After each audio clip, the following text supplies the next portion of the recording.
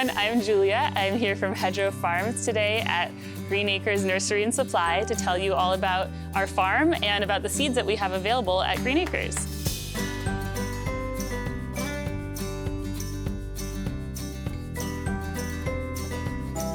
Hedgerow Farms is a native California wildflower and grass farm that's located right outside of Sacramento in Winters, California. We have about 300 different species of wildflowers and grasses that we grow there, and we've made a selection of about 20 of them available to you here at Green Acres.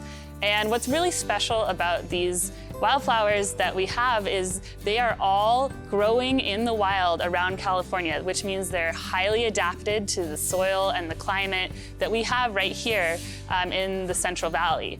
And so it makes gardening really easy when you can pick the plants that are already well adapted to your area. All right, so it's officially fall, which means it's the right time of year for us to plant these native wildflowers. And today at the Elk Grove store, we've actually identified a great place to spread some of these seeds. So we're gonna do a demonstration. And the first step is to take a look at our selection and decide which seeds are appropriate for our spot.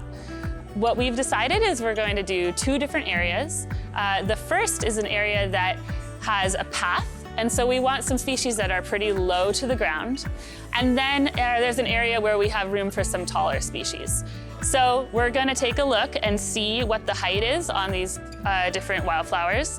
One of my favorite low-growing species is blue-eyed grass. It's not a grass, it's a wildflower, and it is just about a foot in height. When you turn the seed packet over, there's information on what the height is. There's also information about whether it's an annual or a perennial. So one thing to remember is that if your seed packet says it's an annual, that means that you need to plant it in the fall or the winter. So anytime between September and the first week of February is good. If it's a perennial, you have a little bit more flexibility of when you can plant it. Another important thing to think about is sun versus shade. We've selected mostly species that grow in full sun because, as you know, it's very sunny here in the Sacramento Valley. But there are a few that can grow in part shade as well. We also have a Central Valley pollinator mix that was developed specifically with the Xerces Society, which is a group of experts in pollinators. So they know everything about monarch butterflies and native bees and bumblebees and all of the important pollinators that we host here in the Sacramento Valley. So together we developed this mix. It has 11 different species in it, and when you put it in your garden, it provides a year-long feast for pollinators. So we have a nice big space where we're going to scatter this seed, and we're going to track it throughout the year and see what does well. So we're out in the parking lot at Green Acres, and what's really great about the Central Valley pollinator mix is you can spread it in areas that are often forgotten. So if you've heard of the term guerrilla gardening, this is a really great seed mix for doing that kind of guerrilla gardening. Also, if you have a large area in your garden that you want to experiment with, this is another really great space to try it out. So it's really quite simple. The most important thing that you need to do is make sure that your seed is going to make contact with the soil. So in this case, we have some mulch currently over the soil, so we're going to need to rake it back. And then once we rake it back, you're going to check your soil. And you want to make sure that the soil is pretty crumbly. If it's very compacted and flat, that means that the seed isn't going to have a good nook and cranny to kind of settle into. So you might actually need to do a little bit of raking of the soil itself to get some more nooks and crannies for the seeds to fall into. So now I'm going to demonstrate how to spread the seed. This is the best time of year in the fall and in the winter to spread the seed. And even better is if you can wait until you see rain on the forecast. That way your seed isn't sitting around too long waiting to be watered.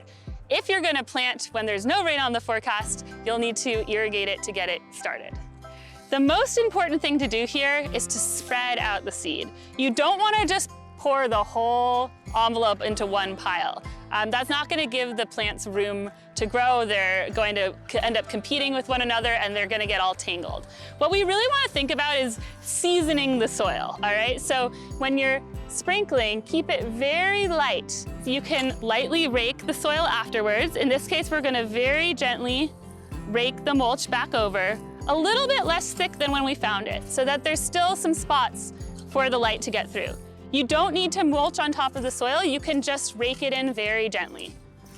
So that's really all it takes to plant the Central Valley pollinator mix, just a couple of minutes, and you can walk away and come back in a month or so and see what's coming up. So it really just takes a few minutes of your time and can make a world of difference for pollinators. So that was the first method. Now we're gonna look at a second method of how to plant California native seeds. Let's say you have some very nice established landscaping and you want to just tuck some natives into your landscape. Unlike the other method where you can kind of be more curious and plant more freely, you want to be a little bit more intentional about which species you plant and where in your garden. Before, when we were picking out the seeds, we talked about height. So here are 3 species that I've picked out that are growing pretty low to the ground, no more than a foot. And we've already raked out an area for them right along the path. And what's gonna look really nice about this is they're gonna be low growing and right along the path, giving the sign that they're intentionally there. So I'm mixing the 3 species in my hand. So I have 3 packets. And then like before, we're just gonna spread them nice and evenly across the soil. All right, so I've just sprinkled the seed and I've raked the mulch very lightly back over, and now it's time to irrigate. So we're gonna irrigate very lightly, just making sure that the top 1/4 inch of soil is becoming moist. And we're gonna keep this top 1/4 inch of soil moist until we see the first leaves popping out over time. So what I like to do is just come out in the garden and stick my finger in the soil and feel to see if that top 1/4 inch is moist. And if it's not, I give it a sprinkle. All right, see how easy that was? So come on into Green Acres. This is the perfect time of year to be planting native wildflowers. We have all different varieties, different shapes and sizes and heights. We have different colors, bloom times, and you're gonna be able to attract so many pollinators to your yard when you include some natives in your garden. And have fun with it.